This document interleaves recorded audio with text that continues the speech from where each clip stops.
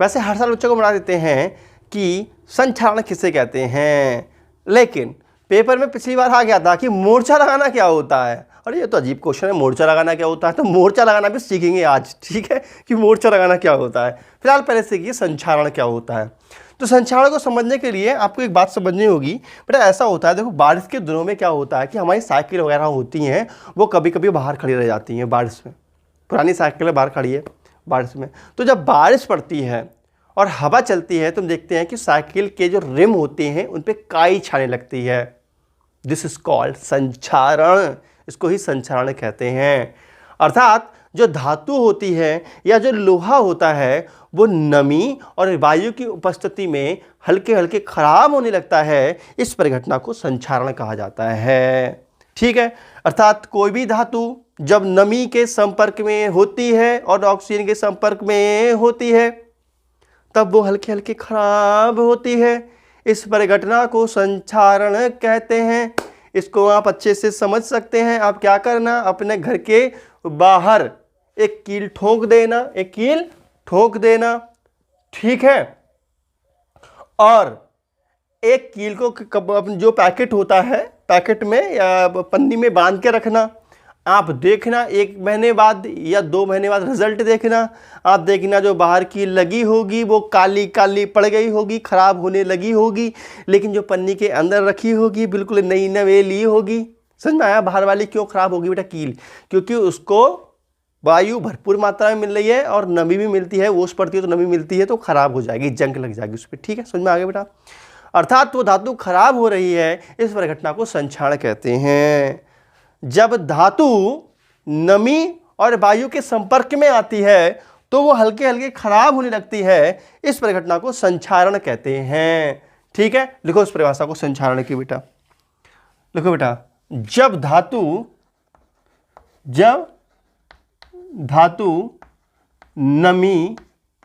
नमी और वायु के संपर्क में आती है, वायु के संपर्क में आती है, तब ये हल्के हल्के खराब होने लगती है। तब ये हल्के हल्के खराब होने लगती है, खराब होने लगती है। इस परिघटना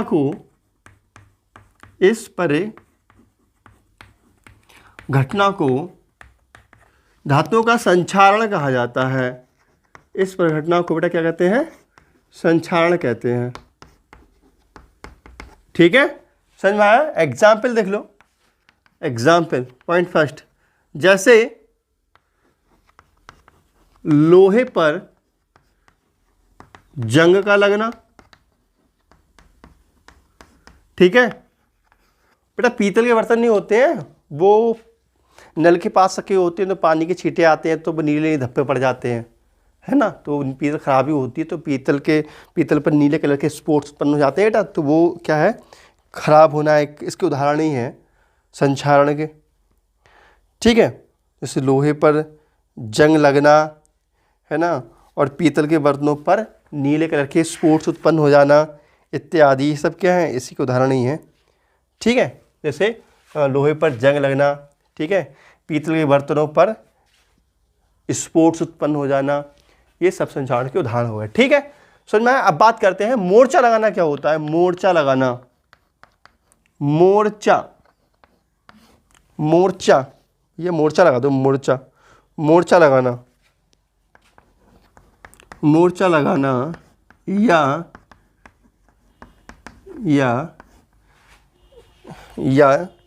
जंग का लगना,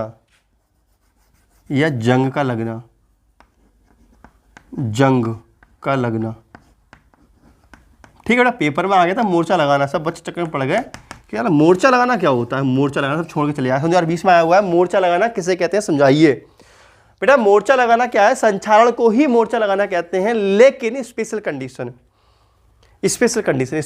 क्या है कि जब लोहा होता है, स्पेशली लोहे पर जंग लगती है तो कहते हैं मोर्चा लग गया है। लोहे पे क्या हो गया बेटा? मोर्चा लग गया है, ठीक है। जब लोहे को वायु और नमी की उपस्थिति में रखा जाता है। जब लोहे को वायु और नमी के उपस्थिति में रखा जाता है तब उस पर जंग लगने लगती है, इसे हम कहते हैं लोहे पर मोर्चा लगाना। ठीक है बेटा, समझ में आया बेटा? जब लोहा वायु और जल के, जब लोहा नमी और वायु के संपर्क में आता है तब इस पर एक लाल भूरे रंग की परत जमने लगती है, जिसे हम मोर्चा लगाना या जंग का लगना कहते हैं। ठीक है बेटा? जब लोहा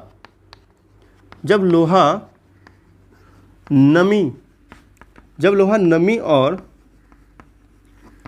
वायु के संपर्क में होता है, जब लोहा नमी और वायु के संपर्क में होता है तब इस पर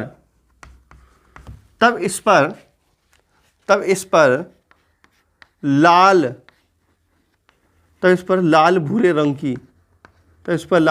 की एक परत चढ़ने लगती है, परत चढ़ जाती है, जिसे मोर्चा लगाना कहते हैं। जिसे मोर्चा लगाना या जंग का लगना कहते हैं। सीधी सी बात है, जब लोहा होता है बेटा नमी के और वायु के संपर्क में होता है तब उस पर काई जमने लगती है अर्थात जंग लगने लगती है। इस परिघटना को मोर्चा लगना कहते हैं। मोर्चा लगना या मोर्चा का लगाना कहते हैं। ठीक है?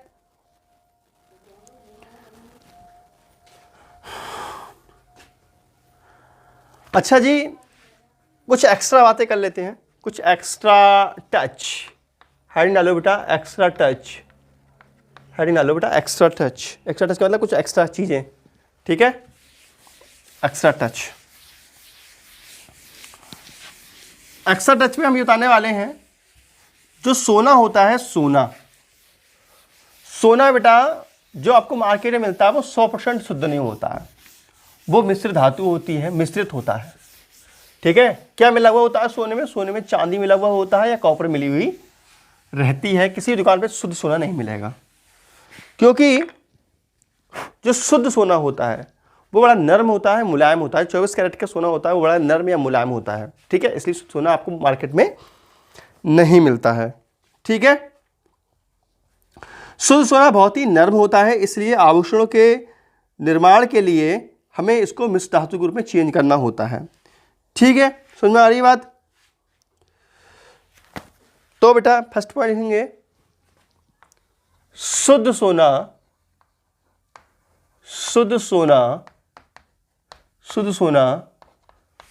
बहुत ही नर्म होता है, इसीलिए इसे जब आभूषणों के रूप में यूज़ करते हैं, तब इसे मिश्र धातु के रूप में रखा जाता है या बनाया जाता है। ठीक है? समझ में आई? कहने मतलब ये है बेटा, इसमें कुछ ना कुछ अशुद्धि मिलानी पड़ती है, कुछ ना कुछ मिक्स करना पड़ता है। ठीक है? ये लिखेंगे बेटा, सोने से आभूषण बनाने के लिए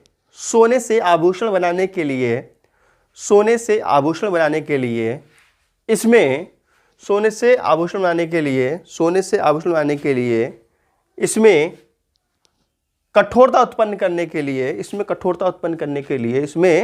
कठोरता उत्पन्न करने के लिए चांदी या कॉपर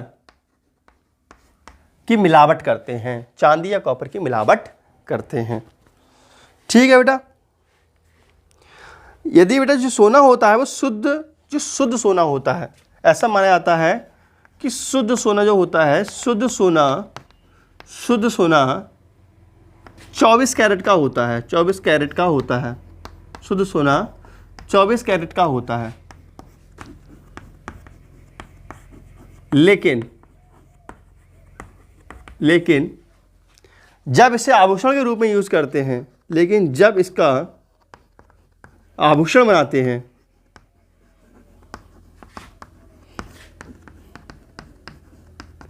तब 22 कैरेट सोना होता है,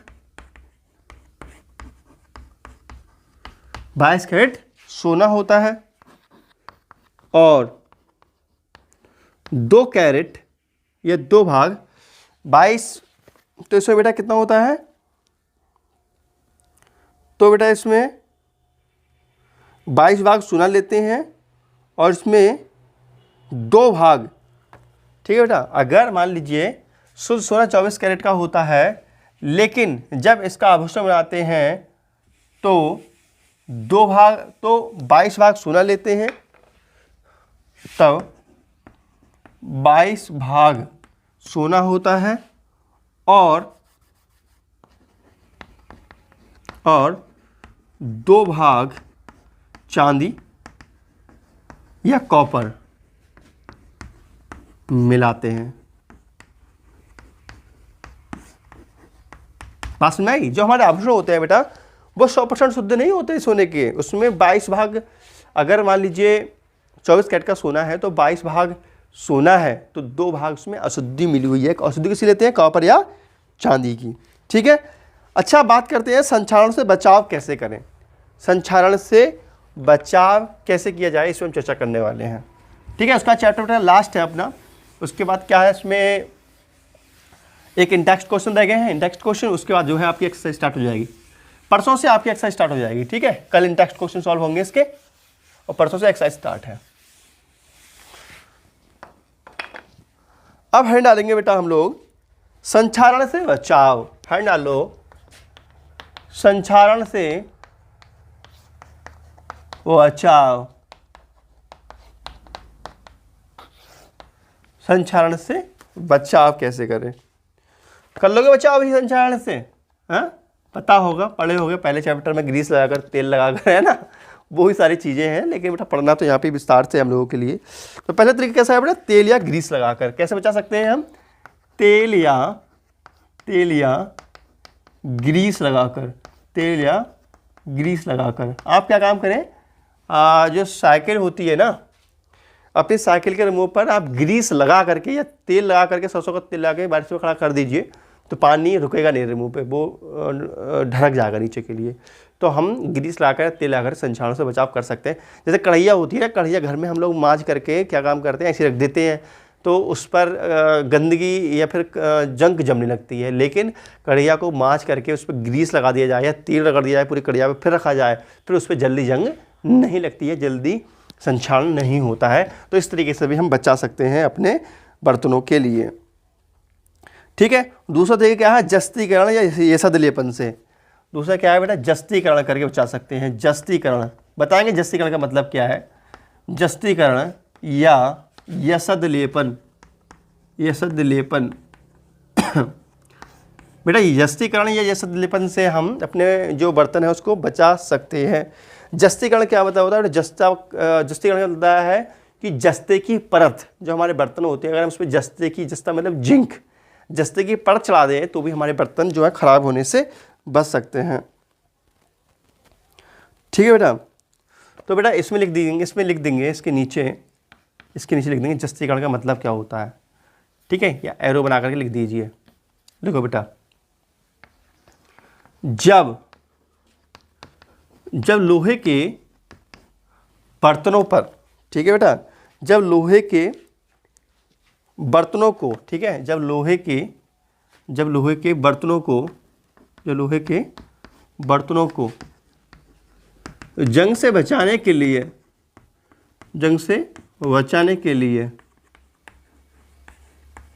इन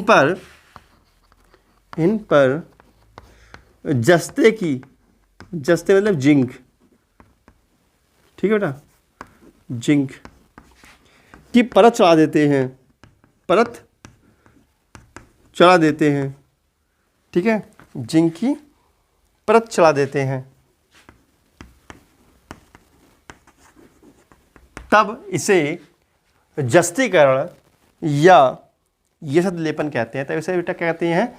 जस्तीकरण या यशद लेपन कहते हैं। मैं क्यों लिखवा रहा हूँ? क्योंकि पेपर में कभी आ जाता है कि जस्तीकरण से आप क्या समझते हैं या यशद लेपन से आप क्या समझते हैं। ठीक है, हो गया बेटा।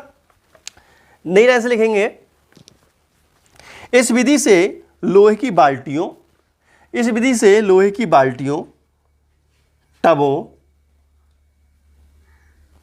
इस विधि से लोहे की बाल्टियों, टबों, लोहे की चादरों की जंग से रक्षा की जाती है। लोहे की चादरों की जंग से रक्षा की जाती है। बेटा जो लोहे की चादरें नहीं आती हैं, बड़ी बड़ी चादरें आती हैं जिससे गेट वेट बनते हैं, तो उस पर जो होता है वो जस्तीकरण किया हुआ होता है, अर्थात उस पर जिंक की लेयर चढ़ी हुई होती है, जिससे हमारे लोहे के गेट वगैरह हैं वो जल्दी खराब नहीं होते हैं, है ना। बाल्टी वगैरह आती है बाजार में लेकर के आते हैं ना, बाल्टी वगैरह, वो भी उस पर जिंक की लेयर चढ़ी हुई होती है तो जल्दी खराब नहीं होती। उसको बोलते हैं जस्तीकरण करना या जिंक की लेयर चढ़ाना या यशद की लेपन, यशद लेपन करना। ठीक है। तीसरा तरीका है विद्युत लेपन। तीसरा तरीका क्या है बेटा? विद्युत लेपन। तीसरा तरीका है विद्युत लेपन। विद्युत लेपन, विद्युत लेपन किसे कहते हैं? विद्युत लेपन क्या है बेटा? ठीक है, तो ऐसा है, निकिल या क्रोमियम, ये बहुत ही चमकदार धातु होती है। निकिल और क्रोमियम बहुत ही चमकदार धातु होती है, और जो साइकिल के रिम वगैरह होते हैं बेटा, रिम पे इसी धातु की परत चढ़ी हुई होती है, बहुत चमकीली चमकीली। साइकिल के हैंडल वगैरह है ना, और जो अपने घर थाली नहीं आती है, थाली भी चमकीली चमकीली होती है, तो ये बहुत चमकीली धातु होती है ये। तो इसको चढ़ाना हम कहते हैं विद्युत लेपन कहते हैं। जब विद्युत के द्वारा निकिल या क्रोमियम की परत किसी हम धातु पर चढ़ाते हैं, तब इसको हम बोल देते हैं, क्या बोलते हैं बेटा? इसको हम बोलते हैं विद्युत लेपन। ठीक है बेटा। देखो बेटा, जब लोहे की सतह पर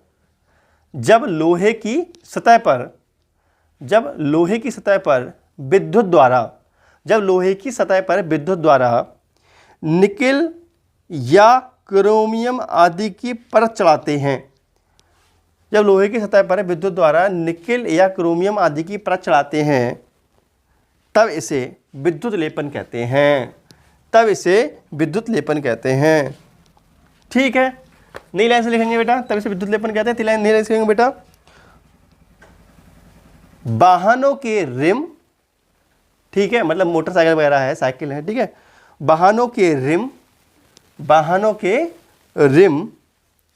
हैंडल आदि की रक्षा के लिए विद्युत लेपन किया जाता है। आदि की रक्षा के लिए विद्युत लेपन किया जाता है। ठीक है बेटा, समझ में आया? अब हम नेक्स्ट लेक्चर में चर्चा करने वाले हैं कि जो इंटेक्स्ट क्वेश्चन है आपके बेटा, इंटेक्स्ट क्वेश्चन बचे हुए हैं कुछ, एक दो क्वेश्चन, इनमें चर्चा करेंगे हम नेक्स्ट लेक्चर में, और फिर आपकी एक्सरसाइज स्टार्ट हो जाएगी। ठीक है, तो बेटा मिलते हैं नेक्स्ट वीडियो में। तो नमस्कार, जय हिंद, वंदे मातरम, बाय बाय बेटा।